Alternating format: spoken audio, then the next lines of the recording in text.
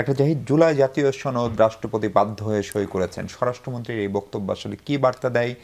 সেক্ষেত্রে যে সরকার রাষ্ট্রপতিকে বাধ্য করেছিল সেই সরকারের অথবা যিনি বাধ্য হয়ে করেছিলেন অর্থাৎ বর্তমান রাষ্ট্রপতির বিচারের প্রশ্ন তো চলে আসে নাকি? আমি মাননীয় স্বরাষ্ট্রমন্ত্রীর বক্তব্য শুনেছি। মানে আদেশ দেওয়া নিয়ে যে আলাপটা আছে সেটা সঠিক। সেটা হচ্ছে রাষ্ট্রপতির আদেশ দেওয়ার এখতিয়ারই এখন আর নেই। মানে বিরোধী দল যেটা দেখানোর চেষ্টা করছে আমাদের আর্টিকেল 152 অনুযায়ী যে আদেশ ইটসেলফ একটা আইন, মানে এই যে এটা ডিবেটটা যেটা হচ্ছে আর কি। তো সরকারি দল থেকে যে প্রশ্নটা তোলা হয়েছে রাইটলি যে আদেশটাই ইটসেলফ সঠিক ছিল না, এটা প্রতারণামূলক ছিল। এবং স্বরাষ্ট্রমন্ত্রী বলছেন তিনি কথাও বলেছেন রাষ্ট্রপতির সাথে এবং রাষ্ট্রপতি তাকে এটা বলেছেন। আচ্ছা, এখন যারা করেছেন তারা এই কাজটা ঠিক করেননি নিশ্চিতভাবেই। আর এখনকার যে সরকার, কিন্তু তখন তো আপনারা এটা মেনেও নিয়েছেন। আমি খুব দীর্ঘ সময়, আপনার মনে থাকার কথা যে এই গণভোট এবং এই আদেশ, এই গণভোটটাকে যেভাবে করা হচ্ছে এটা কঠোর সমালোচনা, আমার অন রেকর্ড সমালোচনা আছে। আমি কোনোদিনও এটা পছন্দ করিনি। অনেকগুলো যুক্তিতে আমি এটার বিরোধিতা করেছি, কারণ আমি এটাকে এই গণভোটের ইভেন ব্যালট ইটসেলফ একটা প্রতারণামূলক। এই ব্যালট ধরে ধরে ধরে ধরে কথা বলেছি যে যা যা সামনে আনা হচ্ছে সেগুলো। সো আমি অন্তত গ্রহণ করিনি। একটু যদি প্রসঙ্গ যেহেতু আসলোই, মানে একটা গণভোট হলো একটা আদেশের মাধ্যমে, তারপরে সেই গণভোটের জন্য আলাদা আবার অধ্যাদেশ হলো, জুলাই সনদের জন্য একটা আদেশ হলো, তারপর একটা অধ্যাদেশ হলো। অধ্যাদেশ দিতে পারেন রাষ্ট্রপতি এখনো, ফলে আবার ওই অধ্যাদেশটা পরবর্তী পার্লামেন্ট আইনে পরিণত করবে কিনা সেটা তার সিদ্ধান্তের ব্যাপার।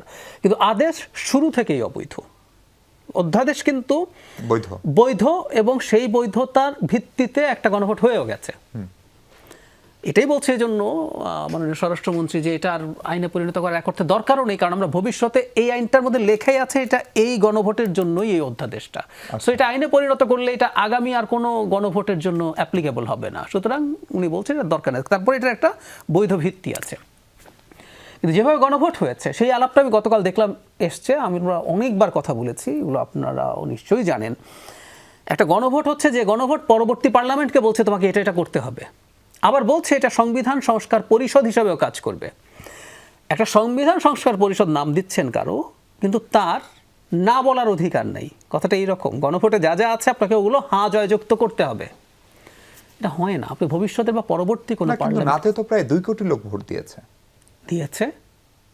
কিন্তু যেহেতু বিজয়ী হয়েছে, আপনি কোনো পার্লামেন্টকে আগেই এটা ডিটেক্ট করতে পারেন না যে তোমাকে এটা করতে হবে। আচ্ছা, সংবিধান সংস্কার পরিষদ যদি হতো, প্রত্যেকের রাইট ছিল টু ডিবেট, বাদ দেওয়ার, যুক্ত করার, নতুন কিছু আনার। সংবিধান সংস্কার পরিষদ তো তাই, কিন্তু না, আপনি এটা করলেন না। আরও যেটা খারাপ হয়েছে, এই আলাপটা কম আসছে, বিএনপিও দেখলাম খুব বেশি সংসদে এই আলাপটা আনেনি। দর্শকদের যদি মনে থাকে, যারা ভোট দিয়েছেন তারা দেখবেন গণভোটে 4টা অপশন ছিল, ক খ গ ঘ।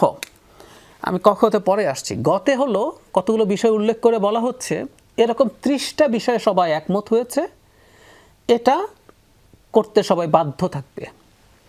ঘ বলছে এর বাইরে যা যা আছে সেইগুলো প্রত্যেকে তার তার প্রতিশ্রুতি মতো করলেই হবে। তার মানে এখানে কিন্তু নোট অফ ডিসেন্ট কাজ করছে। মানে গণভোটের গণভোটের ক্ষেত্রে সংস্কারের প্রশ্নে এই 30টা আর উপরে 2টা বাদ দিয়ে বাকিগুলোর ক্ষেত্রে নোট অফ ডিসেন্ট কিন্তু কাজ করছে। কারণ আপনি ঘতে বলছেন এইগুলোর বাইরে, মানে ক খ গ এর বাইরে যা যা আছে সেগুলো আপনি আপনার মতো করে করবেন। চালাকিটা কোথায় করা হলো, অন্যায়টা কোথায় করা হলো, সেটা হচ্ছে ক খতে আপনি কিছু বিষয় নিয়ে গেলেন যেগুলোতে বিএনপি নোট অফ ডিসেন্ট আছে।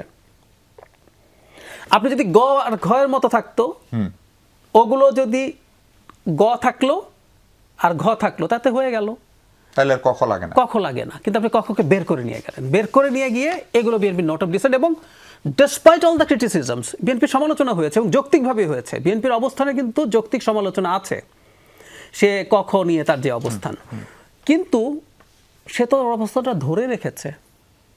আর বিএনপি একটা দল বলি, এখন নির্বাচনের পরকে আমরা বুঝি না একটা দল মানে কিন্তু সবসময় একটা দল না, যে 2/3 মেজরিটি সিট পেয়েছে, যে 51% ভোট পেয়েছে, আর তার স্বতন্ত্রকে যদি তারই ভোট ধরেন, ইটস অ্যারাউন্ড 60%, তো তার সাথে আপনি বিট্রে করছেন, করে ওই জায়গায় নিয়ে গেলেন। গণভোটের কথা আরেকটু প্রসঙ্গ আসলে বলি, এই কথাও বলা হয় বিএনপি প্রথম গণভোটের আলাপ এনেছিল। ট্রু, মাননীয় স্বরাষ্ট্রমন্ত্রী কথা নিজেও স্বীকার করেছেন, কিন্তু উনি বলছেন যে গণভোট হওয়ার কথা ছিল জুলাই জাতীয় সনদ জনগণ গ্রহণ করছে কি করছে না সেই এজেন্ডা। আর জুলাই জাতীয় সনদ ইটসেলফ যদি গণভোটে যেত, হ্যাঁ, তাহলে কি সহজ ছিল। জুলাই জাতীয় সনদে বিএনপি বা ধরুন জামাত জিতবে, জামাত যদি জিতলো সে তার যা যা নোট অফ ডিসেন্ট আছে সেগুলো বাদ দিয়ে বাকিগুলো করবে, আর বিএনপি জিতলে বিএনপি গুলো করবে। এটাই ছিল সহজ পথ। ওই গণভোট চাওয়া হয়েছিল, কিন্তু গণভোটটা পরে এই জায়গায় নিয়ে যাওয়া হলো। তাহলে এই যে চালাকি বা রাষ্ট্রপতি বাধ্য হয়ে করা, এগুলোর কি কোনো নৈতিক মানদণ্ডে বিচার হওয়া জরুরি না? আমি মনে করি জরুরি। আমি আবার যারা এই কাজটা করতে গেছেন অনেকে যে খুব ইভিল ইন্টেনশনে করেছেন আমি তাও মনে করি না। আচ্ছা, কেউ কেউ মনে করেছেন যে যেহেতু একটা নির্বাচন আছে সামনে, বিএনপিকে ঠেকানো না, বিএনপি নির্বাচন তো করলে জিতবে, সুতরাং তারা কেউ মনে করেছেন কিছু ভালো কাজ আমরা চাপ দিয়ে করে ফেলি। সমস্যাটা হচ্ছে আপনি ভালো কাজ চাপিয়ে দিয়েও করতে পারেন না, এই জায়গাটা আমরা ধরতে ভুল করছি। যদি আমরা আজকে এটা করে উঠতে না পারি, এর মানে হচ্ছে আমরা প্রস্তুত নই এখনো। আচ্ছা, সংবিধান সংস্কার পরিষদের সদস্য হিসাবে বিএনপি ছাড়া বাকি এমপিরা শপথ নিয়েছে, মানে মূলত জামাত এবং এনসিপি এমপিরা 72 জন। সালাউদ্দিন সাহেব বলছেন যে এই শপথ পাওয়ার মধ্যে দিয়ে সিইসি নিজে তার শপথ ভঙ্গ এবং সংবিধান লঙ্ঘন করেছেন। তাহলে এই সিইসি আছেন কেন? আচ্ছা, তার আগে বলি, মানে সংবিধান সংস্কার পরিষদ তো গঠন হয়নি, কিছু নেই, কনস্টিটিউশনে নেই, কিন্তু এটা শপথ হয়ে গেছে। এটা ওই আদেশকে দেখিয়ে সবাই বলা। জাতীয় সংসদ দুটো শপথেরই আয়োজন করেছে। জি জি জি জি। এখন মানে স্বরাষ্ট্রমন্ত্রী যেটা বলছেন এটা টেকনিক্যালি ব্যাপারটা এইরকম। আর ওই যে এখন হয়তো আমরা এভাবে দেখব যে সিইসি যেহেতু পড়িয়েছেন, ওনার এই কাজটা, এই সংবিধান সংস্কার পরিষদের শপথটা সঠিক হয়েছে বলে আমিও মনে করি না। এখন এটা ডিপেন্ড করবে একটা কনস্টিটিউশনাল পজিশন, সেই কনস্টিটিউশনাল পজিশনের তো আসলে কাউকে পদত্যাগ, এখনো কেউ পদত্যাগ করতে পারেন না, হয় তাকে তো সুপ্রিম জুডিশিয়াল কাউন্সিলে যাওয়ার মতো পরিস্থিতি। এখন সেই চিন্তা হবে কিনা সেটা একটা আলাদা প্রশ্ন। তার এই যে কাজটা হয়েছে এটা ওই পর্যায়ের অপরাধ কিনা সেসব আলোচনা আসবে আর কি।